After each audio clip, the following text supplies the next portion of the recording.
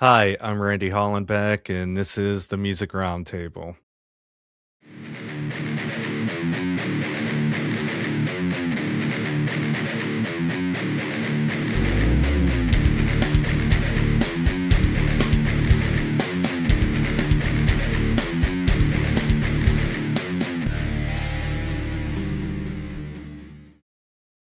Today on the show, we have TK from alternative rock band Dream the Heavy. Hey, beautiful humans. Hi, good to be with you. Randy, real pleasure. Been admiring you for a while. It's great to actually have a conversation finally.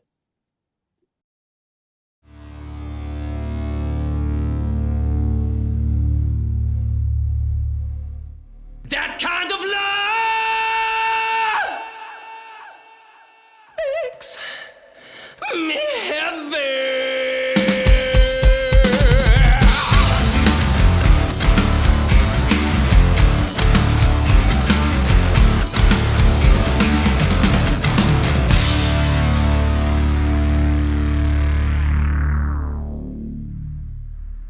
That kind of love makes me dream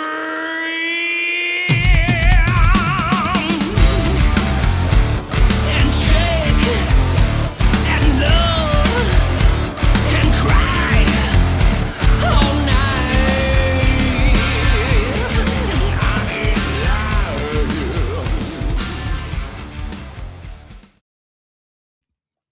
What was one of your favorite albums growing up? Right into it. I like the way you work. Uh, well, let's describe and define growing up. So we do this many times in our lives. In every stage, we grow up and we grow and we grow. That's the whole purpose of being here. So I would say at a very young age, my first album that I thought was the most brilliant thing I ever heard was The Elder by Kiss. They broke their mold and like went into that D&D realm that I was all about.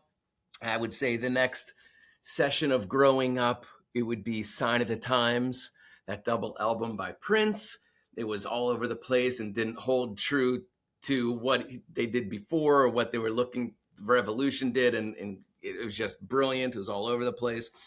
And then the next session of growing up, I would say would be, it's called One Point Outside. And it's a mid 90s Bowie album that is kind of like it's bloody all brilliant. It's like where jazz meets trip hop. It's and it has a narrative that goes throughout, and it's just bloody brilliant. Yeah, those three albums, and then I'll tell you when I grow up again, I'll let you know the next one.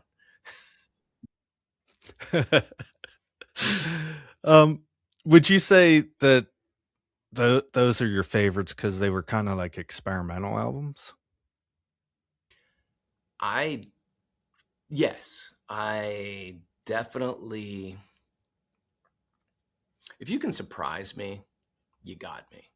If I can predict what's going to happen next, uh, this conversation is over. To quote Fight Club, Tyler Durden, this conversation is over.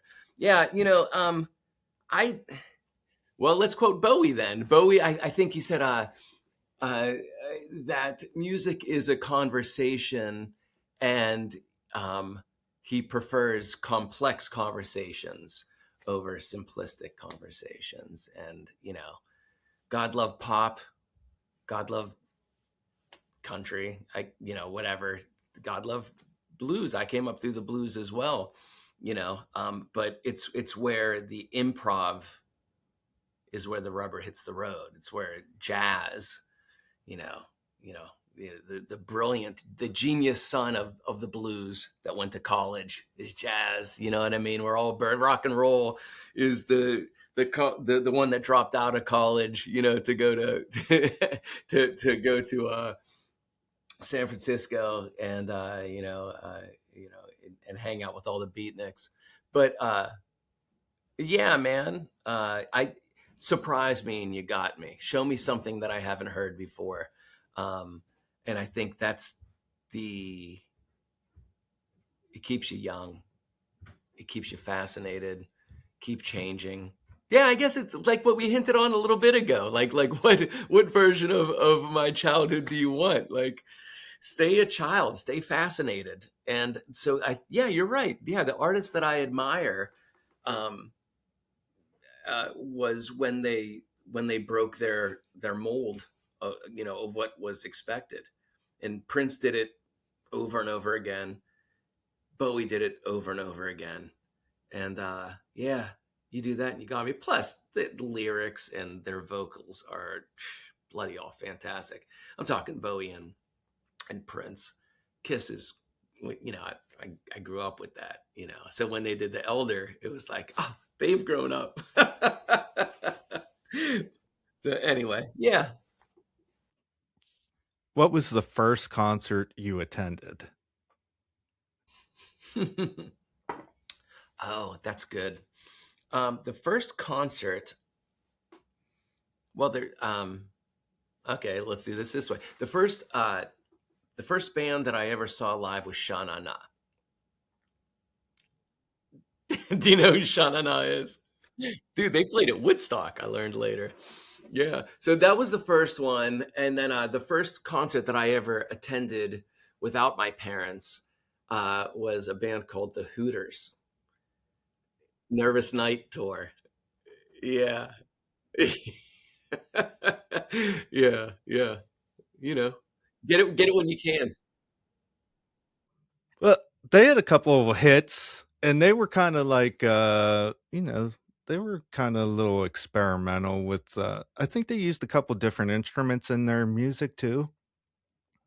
Well, yeah, they named themselves after an instrument that was rarely used, and it was that keyboard that it's like a trumpet, in a way you blow into it to ignite those keys. It's not that I loved them. It was just my mom was like, "Hey, this concert is happening. Do you and your brother want to go? My friend's teenage daughter is going. Maybe she'll babysit you." Okay, I wanna dig in, some history. What got you involved in music and singing, and did it was it like a band that inspired you to follow this path? Well, um, I came into music later in life, actually. As I am a visual artist. My career is in the visual arts, and I went to college for such things. Music is something that I've always been a fan of. I've always admired those who could be themselves or the best version of themselves in a theatrical manner, um, in front of large groups of people. I had really low self-esteem growing up, and everybody that has known me my entire life thinks I'm wrong about that, but it's a truism. You learn your social masking, how to get by, and just enough, just enough. Um, but I did start singing at an early age and then immediately shut it down because there was way too many eyes, way too many people asking me to do it. At 10 years old is when I first, and then I shut it down until I was in my 20s.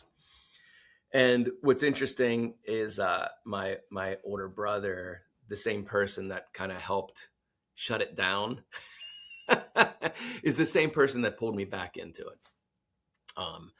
We always, we were very close in age, so we went through our musical fascination together. It was when we split in college, when he went to his college and I was in mine, that he was sending me music that was outside of my scope, blues and jazz. And although I grew up around jazz, which is a whole other story, um, he started like tapping me back into all these other roots. And then he was actually on the programming board at the college that he was at. So he was getting hipped to a lot of bands that were sending tapes at the time and putting together large festivals. So he was always sharing this music with me as well. But it was after college that I was in and around my hometown, and there was an open mic night, he all these musicians, all these jam band actually musicians that were really into the Dead, but because they were in tune with the musicianship being in tapping into the creative moment, like jazz, like blues, all that improv, right. Although I didn't love the jam band sound as much, I went and saw all their bands, and I loved their bands more than listening to all the tapes that were being passed around from the Fillmore in '69 and such like that. I loved the improv of it. I loved being in the room. I loved watching musicians create on the spot, almost like this Jedi mind trick of being able to tap into the future. Like you're reading the room so well that you can connect on the one from what you predict is going to happen down to your pinky, boom, or down. You know what I mean? Like, and it's seamless. It's seamless, and that's jazz to me. That's the blues. Like I love that aspect of music so much. But it wasn't until I started gaining confidence in myself after college and proclaiming myself as an artist and not just as an outsider that nobody really understands. You know what I mean? Or, in a God bless them, but like I said, I like more complex conversations in life, not just in my music. But music is an outlet, is the direct resonance and vibration, I think, of your mental state. You know, like Tesla said, energy, resonance, and vibration, and you'll understand your universe and the YOU universe. But what the hell was the question again? Just joking. Yeah, yeah, that was it. Like, it was, and so it was in my 20s. My brother pulling me back on the stage, and it was doing backup on, like, Old Black Water, and like things like that, and Sly and the Family Stone, and I would be on stage like shaking, like holding myself, like a comfort weighted blanket. Um, and then it was about a decade of doing that. And I think actually, I know the first song that I ever sang on stage at an open mic night was Kiss by Prince. Not the band, which is ironic enough, but it was Kiss by Prince with an acoustic guitar. And then a Bowie song afterwards, I'm certain, you know. But yeah. Awesome. Now, you were talking a little bit about stage fright. How did you overcome that? Um, there's joy in repetition. That's the title of a Prince song from it. But you look, humans are creatures of habit, and the way that we learn is through repetition. Um, and the way that we unlearn is also through repetition.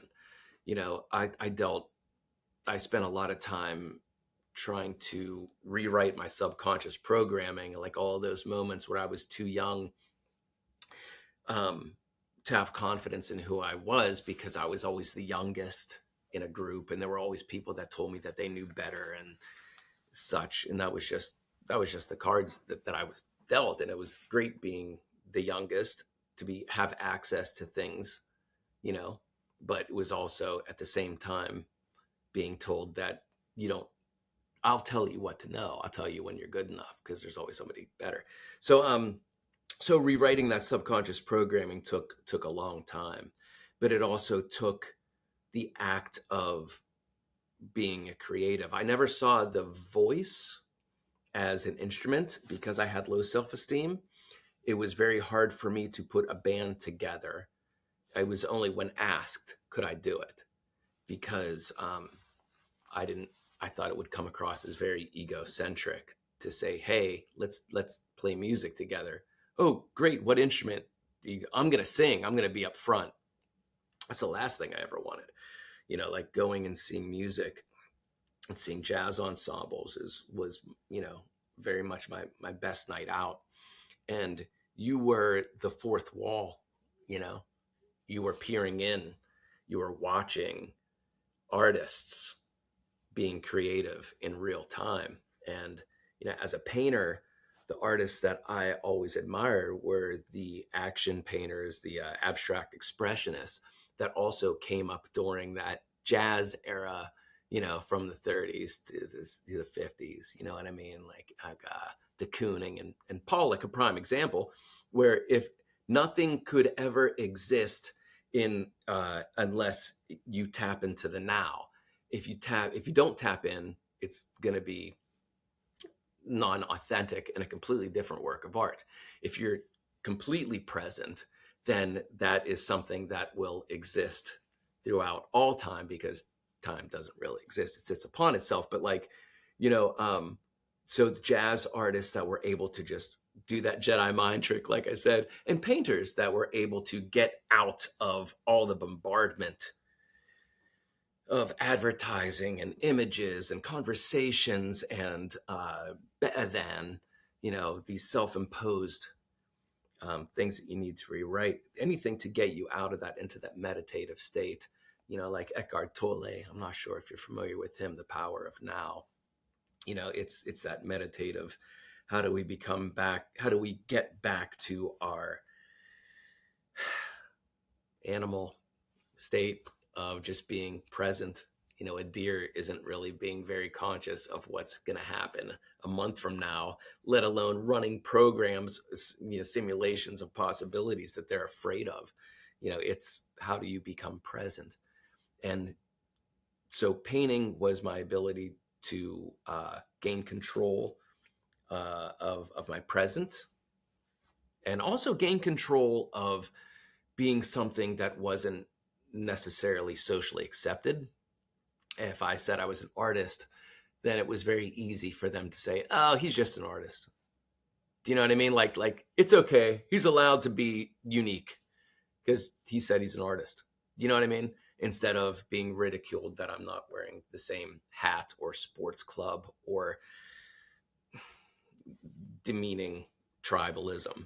So I always, and as we're talking about it, yes, that is why I always admired the artists that could shed their skin of the tribe that they obtained, and then went on to the next level, the next round, the next round of growth. Like Joseph Campbell, talks about in that hero's journey. Every time you go through that cycle, your cycle is larger because you've obtained more wisdom, you've obtained more knowledge, and it's your duty to bring it back to your birthplace. Like, go out and bring it home so that your birthplace can now grow because of the information that you're sharing. I've watched some of your videos, your live concerts and stuff. I was wondering, do you get into like a character when you're up there performing? I think this has been asked of me, and I think it's a question that I ask myself as well. um, I recently listened to the audiobook Surrender, Bono's, life journey, and he's a really interesting character, one that, at an early age I saw, and took me out of my neighborhood because it wasn't being played on my radio. And so seeing him talk about, in hindsight, how other people speak as him when they're doing him, and the realization that when you are in that set of circumstances, that there is a voice that must penetrate the room. There's a voice that must penetrate the room, in a very Bono way. But that's not how that's not how he holds conversations. It's just something that if you want to hold a conversation with a room, it's very different than the conversation we're having right now. I speak fast. in a conversation. I think fast, so I speak fast. I'm trying to catch up with what my thoughts are going to be, and it's impossible. Um, but when you are with a room, and when you're dealing with an echo, and you're dealing with talking over the jukebox that are your mates, you know, there is something that has to hold true. There's also a great conversation with Mick Jagger, and it was you know, you were playing the Cavern Club and you were playing these small clubs. What's the difference between playing these small clubs and playing an arena? And Mick Jagger said, "There's no difference whatsoever. It's just your gestures are larger." So I think I'm gesturing larger. And, you know, when I watch videos of our performances, sometimes it's really fascinating. It's always very fascinating to see what I did, because often I don't quite remember, because I am locked into it. So if I'm locked into it, yes, it's very much me, but it's not quite method acting as, fucking BB King or somebody else, or or Robert Plant or anything like that, or Freddie Mercury. You know what I mean? But like, it's these moments where it's a dance floor. So when you go out and you go out dancing, you're not really conscious. Hopefully, you're not very conscious of the moves you're doing, unless you're doing the boot, scoot, and boogie, or do the hustle, right? But if you're truly authentically connecting with the music that is external and internal, your body's going to move in certain ways. And then as time goes on and you feel confident enough to stop looking at your bandmates and actually make eye contact with the people that are there, that, holy shit, what are you doing in my shower? I was just singing in my shower. I'm naked here. Um, and hold on to yourself. Um, Maybe there is a character. Maybe this is the character that I'm with you right now, and maybe that's actually much more authentic to myself. Maybe that's me in the woods, listening to the music that's blowing through the trees, and listening to plants grow, and just being very natural to who I am, listening to the resonance and the with my mates on all of creativity. So I don't think it's a character. I think it's an aspect of who I am. I think I'm probably am playing a character at Thanksgiving more than I am when I'm performing with Dream the Heavy. So basically, losing yourself in the moment. Yeah, yeah. When you lose the self, you're part of the all.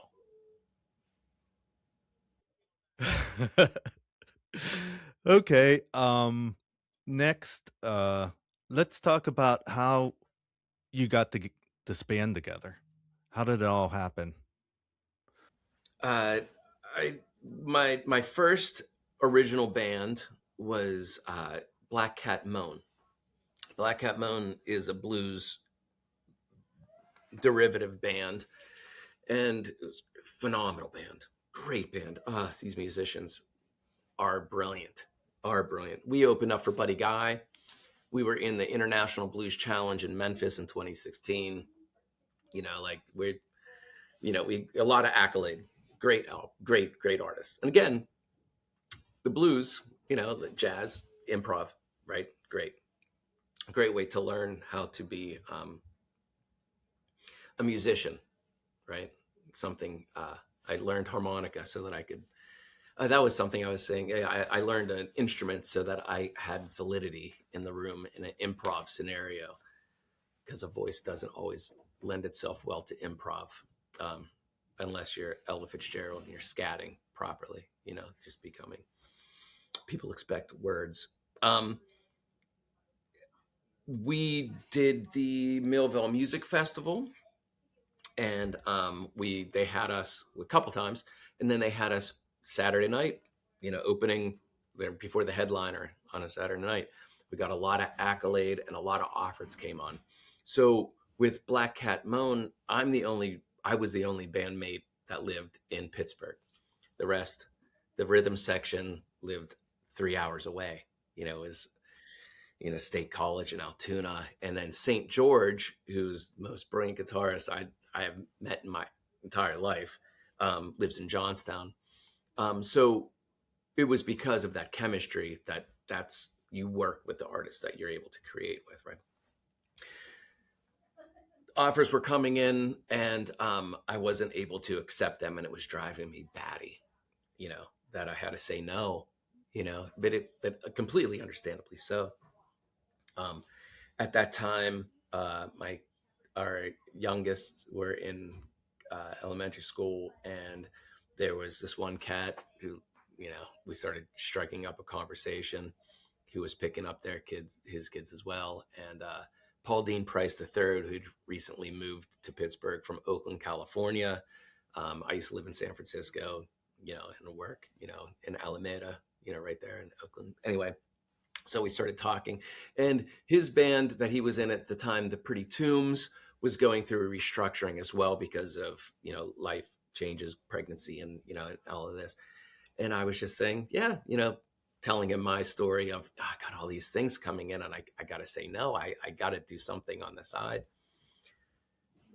Blah blah blah. ABC. He had something reached out that there was somebody for the Pretty Tombs that he was auditioning, and then Pretty Tombs shut down. He was like, "Listen, T, I have these three musicians that are meeting up. Would you?" And the singer that was scheduled and working with these three musicians backed out.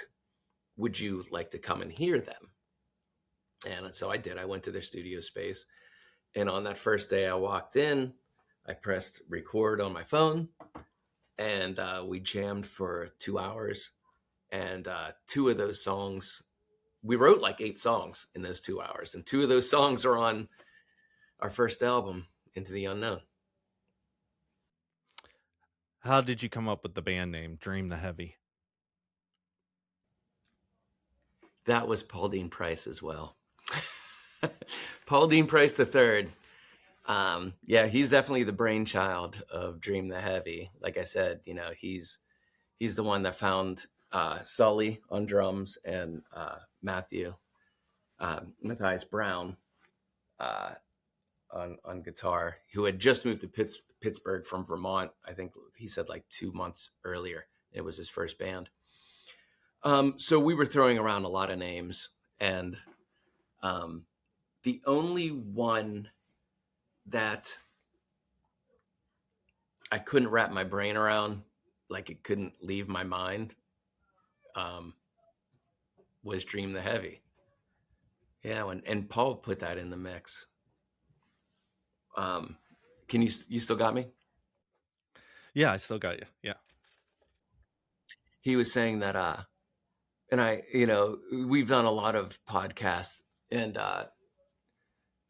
always asked, what that meant, Dream the Heavy, and I have an answer of what it means, and he has an answer of what it means, and because he put the words together, I'll tell you his.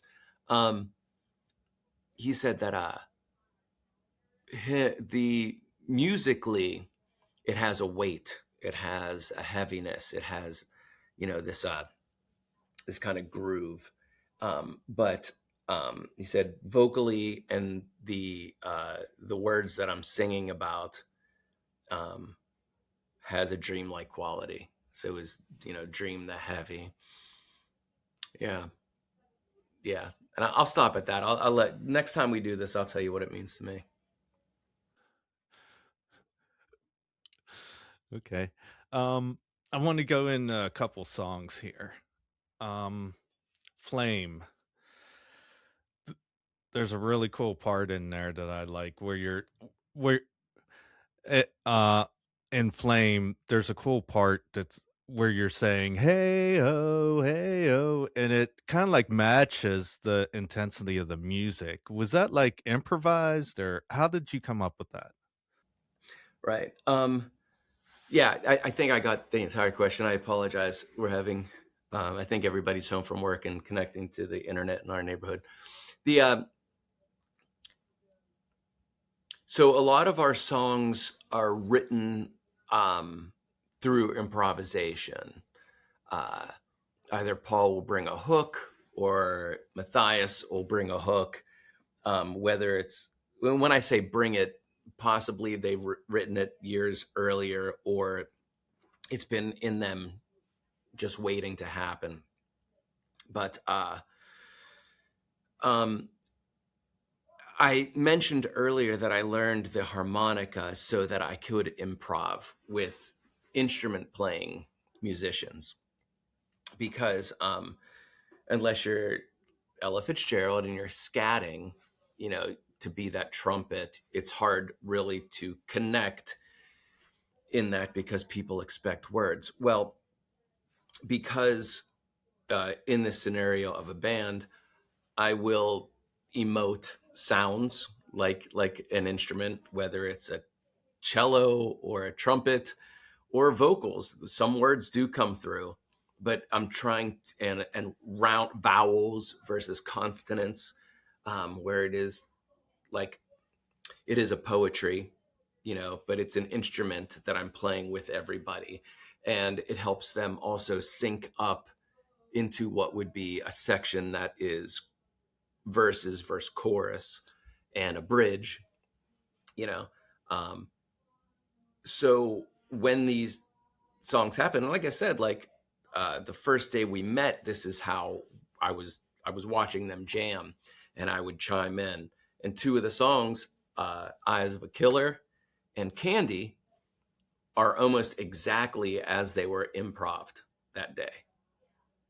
Just the ways, the staccato, what I was giving, and then I would go home with those recordings and formulate the words, either some of the words that I actually did glean, or those round sounds and staccatos, and I'll write to it. Flame is one of these. It's interesting that you picked that one up, because that is actually one where we had the recordings of me doing all those sound noises and finding something to emote, you know, hoo, hoo. Yeah, and all those are, that's, there you go. But Sully asked if they could write. So the drummer actually wrote the lyrics to that.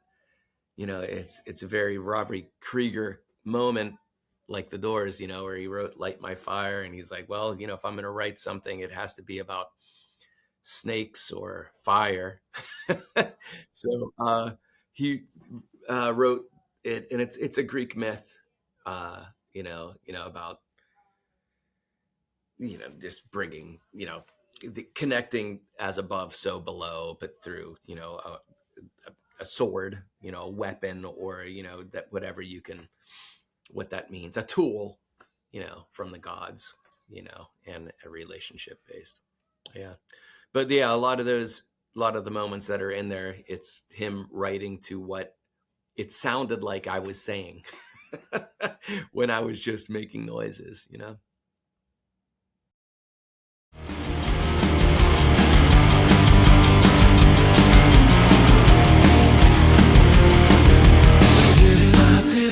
Didn't I stop the fire? And didn't I see it glow? Cast onto mortal plane, torchlight blade and sacred flame. And didn't I see it glow? Hey, oh, hey, oh, hey,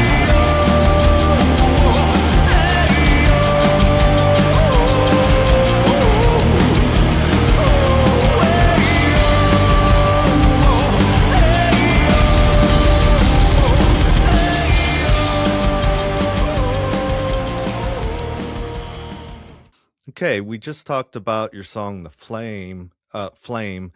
We're gonna get into the song "That Kind of Love," and I like how the instruments drop out and your vocals come in, and it feels like one of those. It got like a classic rock vibe to it, but it feels like it would be like a good opener for your set, you know? Man, you are very intuitive. Very intuitive. So, that song was written specifically for that. Um, our we had a one gig lined up, um, but in the meantime, this is right at the beginning, right? We hadn't played out yet, um, and our first real performance, at least doing a set, was or yeah, it was at a battle of the bands. It was for Shell Shock Media. Ryan Dowden, shout out, he does a lot of good stuff. Um, and it was their first battle of the bands, and we are like, okay, let's get out there. I mean, like, man, like that's pretty ballsy.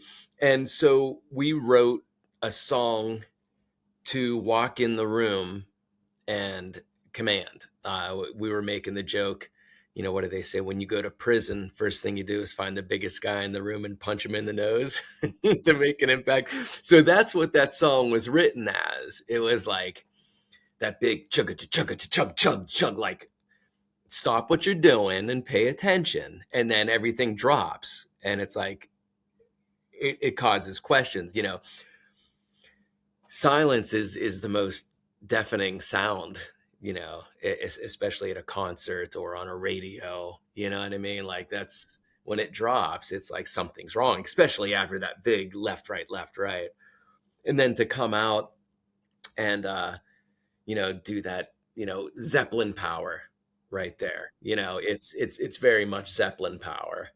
Um and yeah, and yeah, it was I think the hook was I think it was written just Matthias, Paul, and I. I could be totally wrong. I'm horrible with our history of writing because it's just about, you know, being in the moment. But I think Sully was at a Tool concert, and when we wrote that, and then when we got together the following week, he had Denny Carey vibes and you know Bonham vibes and just you know crush crush crush crush. But that's exactly how. So good on you, Randy. Yep, that's right. Then we did it right, I guess. If you. Oh, and by the way, we won. Yeah, we won that heat. Yep. That's awesome, that's awesome. And I thought, I listened to it too, and it got, like, dreamy and heavy, so it kinda, like, got the band name in the song too.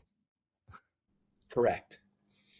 Yeah, I wrote in that fashion as well, kind of like dropping those cues. You know what I mean? Like they say, if you want to, I have a horrible memory at times, and they say one way to remember a person's name, you know, is to repeat it 3 times as you're responding, you know, that back and forth, instead of just thinking, okay, now I'm going to tell them my name. Shit, I didn't hear what they just said. Their name is. But anyway, so that repetition and dropping those kind of seeds. Yeah, there's several songs on the album that have at least the word dream in it, you know.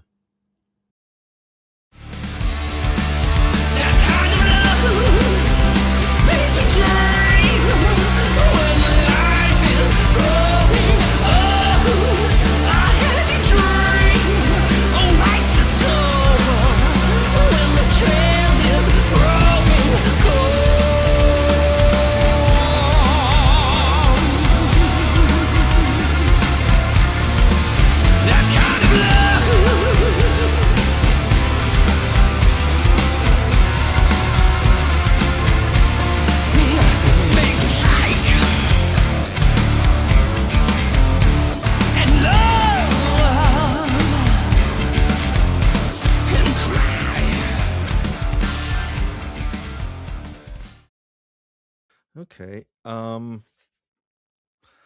upcoming shows. Oh yeah. Um, So, really interesting one coming up. It's next week, actually. It is March 5th, and that's going to be at the Crafthouse. We were asked to open for the band Sponge, which, you know, is like Detroit's answer to Stone Temple Pilots. You know, I really kind of dug their vibe. back in the day, back in the '90s. He had a really cool presence, and yeah, Molly was the one song, Molly 16 Candles, which I mean, come on, right? Molly Ringwald. But it's a great song, great plowed, and then they put out an album after that, which a lot of people have been coming up to me saying that there was, even better than Rotting Pinata. So yeah, we get the chance to open for them. Um, and I'll tell you something funny. When they It was 2 years ago. It was actually 23. And our Dream the Heavy was just doing stuff on the scene, and we were recording at the time, and you know um, making a name for ourselves. And I went and saw Sponge play at the Crafthouse and hung out with them afterwards, chatting it up. And the owner of the Crafthouse came up and introduced himself to me because I was talking to Vince and the lead singer guy. And he was like, oh, okay, yeah, are you blah blah blah? And no, I'm TK. I'm local. I'm with the band Dream the Heavy. And he goes, oh, haven't heard of you. And I said, oh, well, don't worry, you will. And like how silly that, like, here we are. Maybe it was 2004. It's 24. It's 24. 24. Yeah, 2024. It was 2 years ago. But anyway, like, that's a fun. So I'm gonna definitely wear the signed T-shirt, the Rotting Pinata album that I had them do last time, and honor that. They really dug them. They're a cool band. Anyway, so yeah, come. It's our only really majorly booked show at the moment because we are currently recording in the studio. So yeah, come out March 5th at the Crafthouse, 7:30. It's us opening for Sponge, and Source of All is on the bill as well. They're a cool band, and I think an interesting history as well. I think they were. Solly just mentioned that they were in that battle of the bands with us back in the day. So how about that for you bringing up that storytelling? But yeah, so March 5th at the Crafthouse, and we're in the studio at Bowstone Studios. Is that where you recorded your other two songs? No, our first album, Into the Unknown, was it, which it was voted album of the year by Pittsburgh City Paper Magazine uh, in 24. Um, was recorded by Bengt Alexander.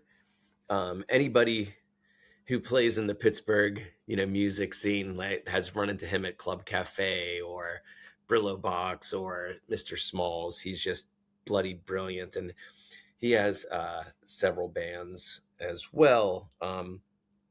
Uh, Saint Dude is one of them, but the Action Camp, Action Camp. But he's brilliant, and he. So at the ending of our first year, we we wanted to record live, just do a live album, kind of do a Jane's Addiction thing, just to get something out there while we were building, we were branding. You know what I mean? So like end of our first year, um, put something out. We didn't have money for a studio at that point, and we did a show, and Bengt Alexander was our sound man, and he asked, he was interested. So we were like, listen, we're going to do a show at Club Cafe. Would you please, record us live through the board? Because he's brilliant.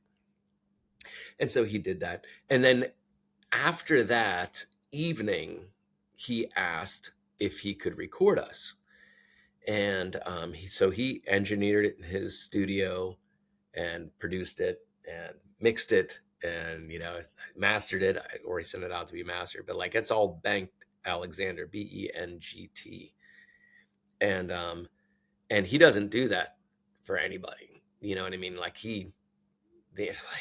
this cat's brilliant. He's like, oh, the conversations you guys would have, about music and history, and just his level of like how deep he gets into the weeds. Like he is like the perfect spectrum for somebody to engineer, mix, and record. Like just a brilliant individual. Like, dude, it was voted album of the year. Like Cat's brilliant.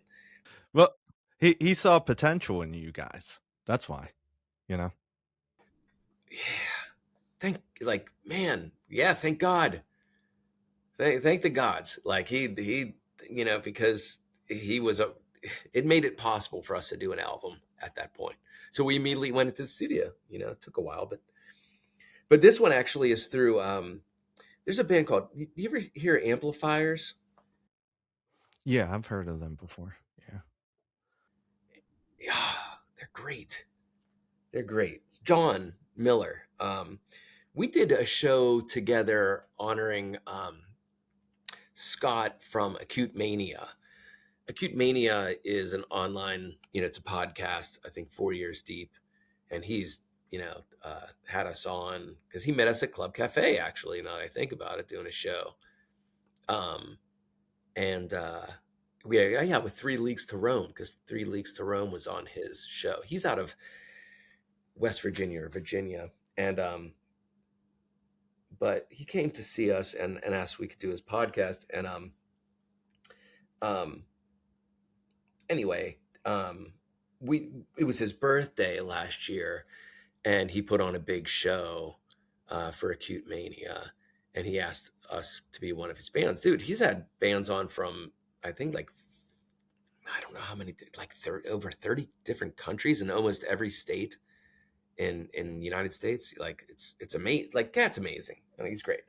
But anyway, yeah, Scott. So yeah, we saw Amplifiers play, and they were bloody brilliant. And then we did a show for uh, um, Christ, we did a birthday event last year. We did another benefit, and they were on the bill.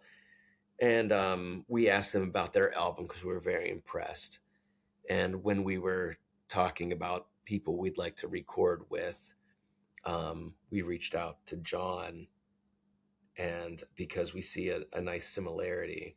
So please go out there and listen to Amplifiers. And but yeah, John has a studio called BOW Stone. So it's like Bowstone, like a Archer Bowstone Studios, and yeah, so we're excited about that. I haven't scouted and seen the space yet, but Paul and Brenner went out.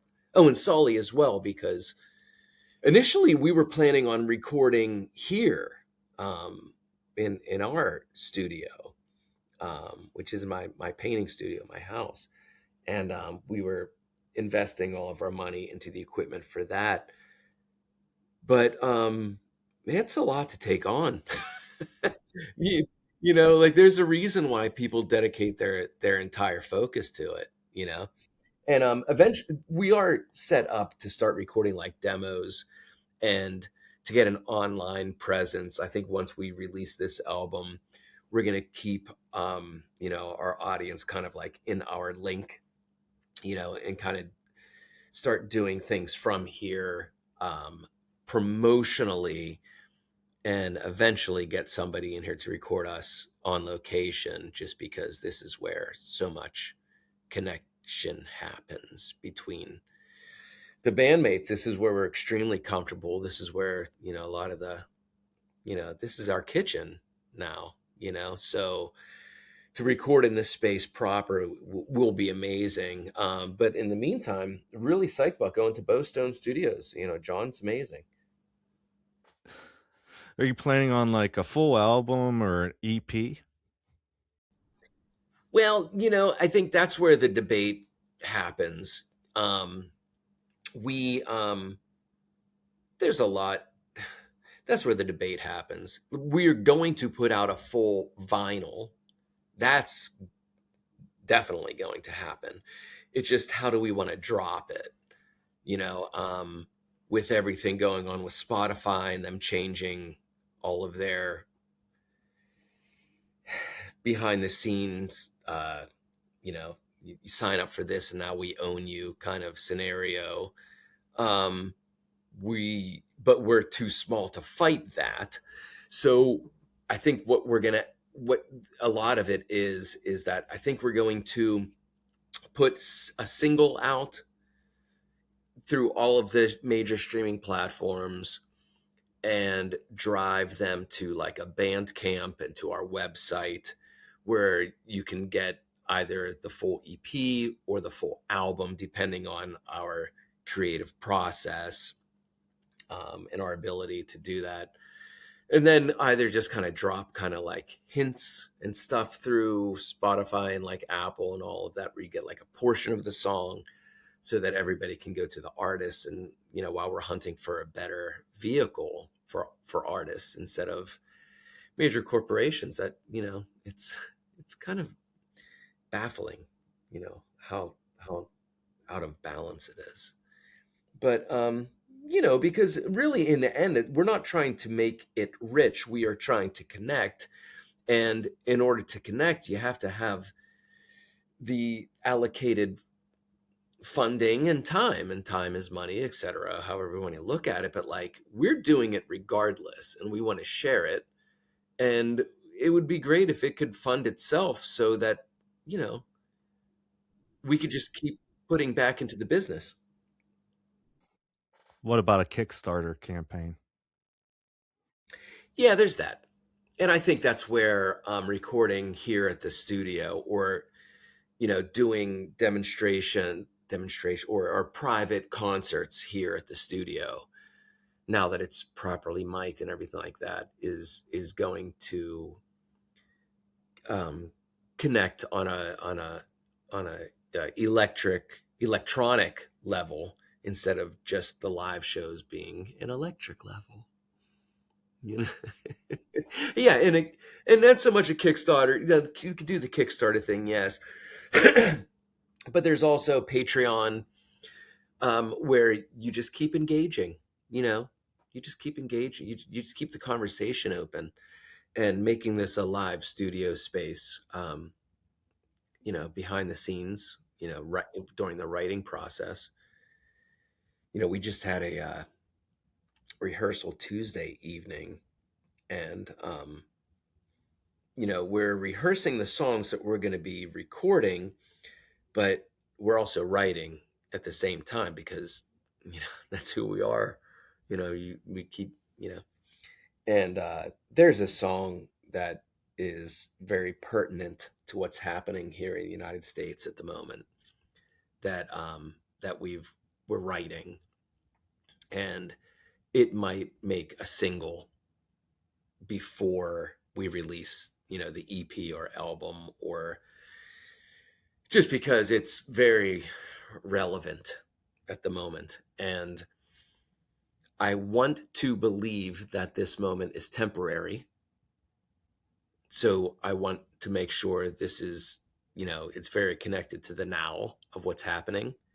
And I want to give, the energy of standing up for yourself and standing up for your neighbors and standing up for what this country actually is, and it's this big melting pot from people from everywhere.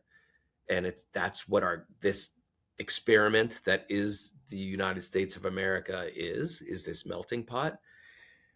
And there's a lot of bullshit going on right now,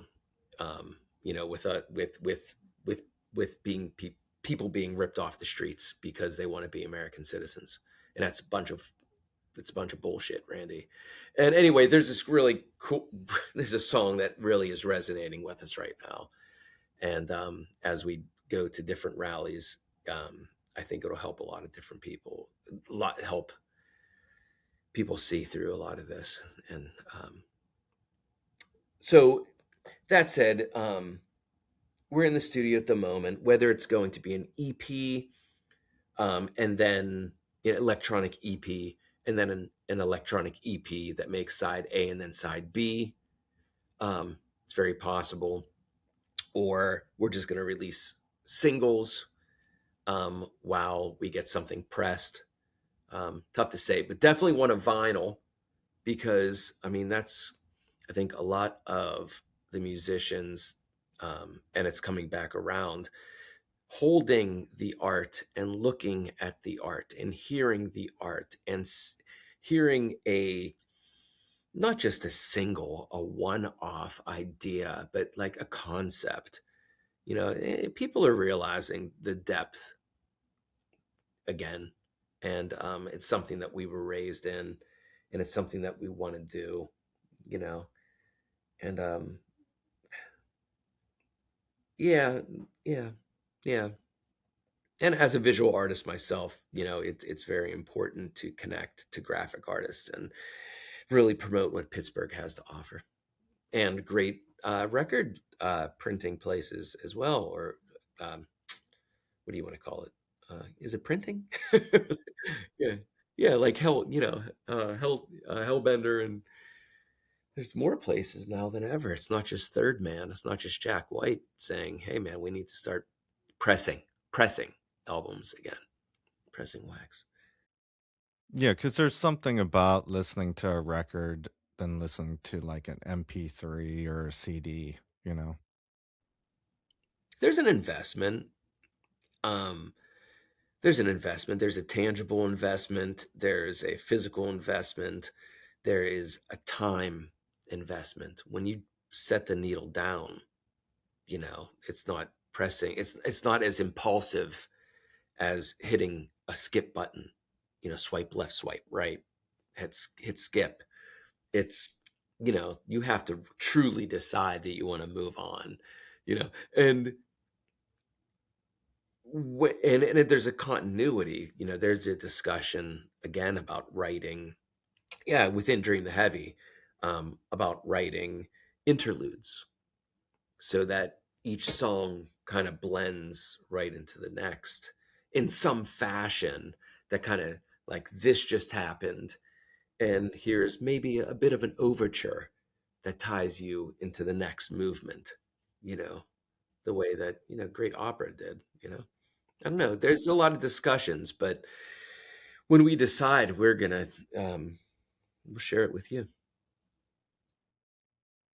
Awesome. Awesome. Um, so what's your plans for this year? Go in the studio and then release a couple singles? The plan for this year is to focus on recording without um, gig deadlines. So we've been consciously, you know we haven't reached out to places to play. Places have kind of reached out, but they're enough in the future um, for us to have a really solid window.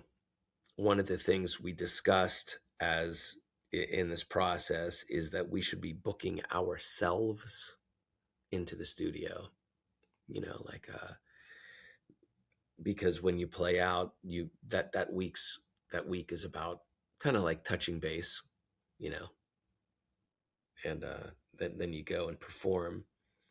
But let's kind of just shut it all down for a moment, see who reaches out, see, just be selective, and not in an exclusive way, because we've been included in so many amazing things, not just in Pittsburgh. God, Pittsburgh art scene is the best.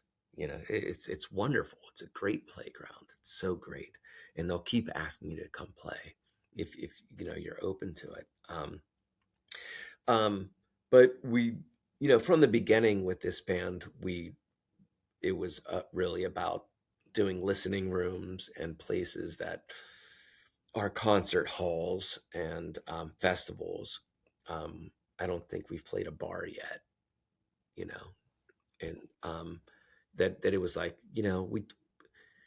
we're all very, we put the 10,000 hours in, as as they say, we all put the 10,000 hours in, and it's time to take ourselves seriously. And it's only as I study self-help and self-worth, it's only when you let people know that this is what you're worth, that they'll agree with you and give you that honor. Otherwise, you'll be taken advantage of again and again. Now, in the beginning, it's not about being taken advantage of. It's about being, sharing and sharing and sharing. But at some point, you have to cultivate it and realize that it does have value. Its interest, and it's a show worth attending and worth the time.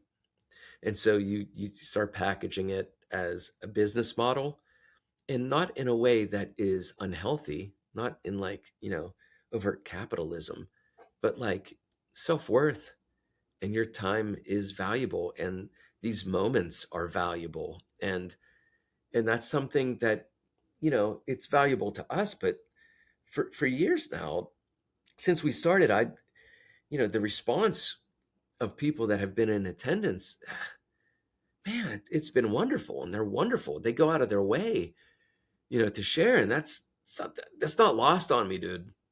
That is not lost on me. For some, they don't have to say anything, you know.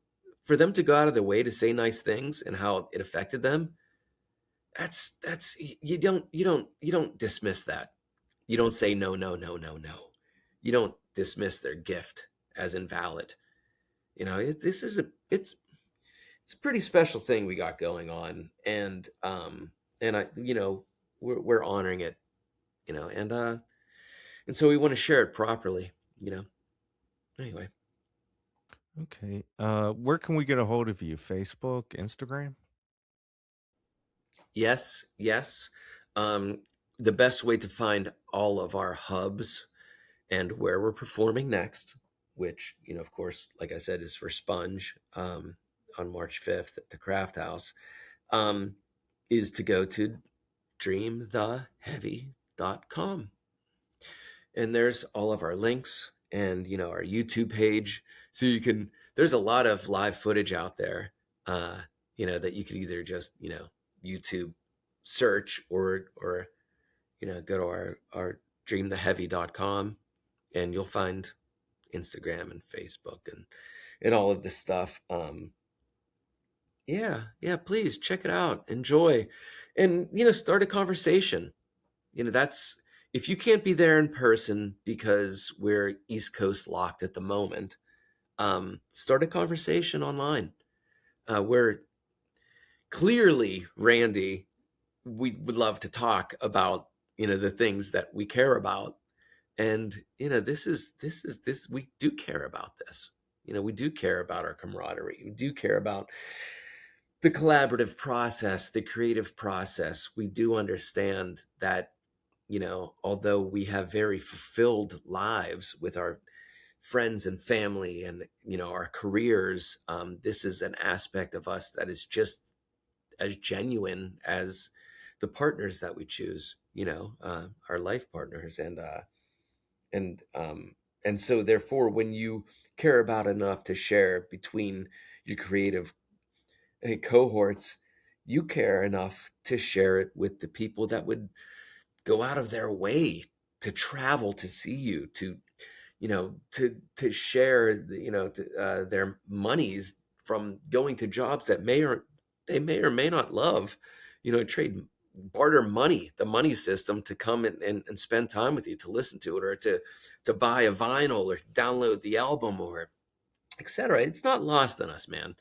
We're fans too, you know and we're fans of our lives and the creative process. And so please reach out, talk to us. Thank you, Randy, for doing that tonight. Okay. Um, that's all the questions I have. Thanks for coming on the show today. Is there anything else you'd like to add? No, I just want to thank you for this is not your first evening doing this. There's many artists that you've touched, and helped share their creative process, and what you do for the artist community is not lost on us.